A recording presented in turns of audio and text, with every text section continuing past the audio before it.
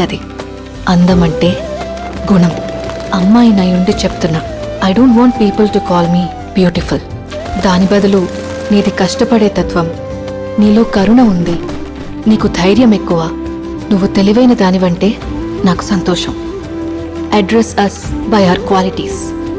MS Subbulakshmi అంటే భక్తి, అందం కాదు. మదర్ తెరెసా అంటే కరుణ, అందం కాదు. ఐన్ ర్యాండ్ అంటే తత్వం, అందం కాదు. సరస్వతి అంటే విద్య, దుర్గా అంటే ధైర్యం, గౌరీ అంటే తపస్సు, లక్ష్మి అంటే శుభం.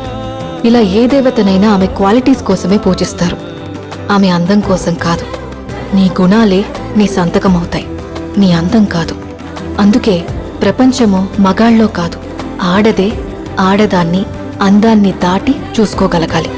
అలా అందాన్ని దాటి చూస్తే ఆడదానిలో ఒక సముద్రమే కనపడుతుంది, గుణాలతో నిండిన ఒక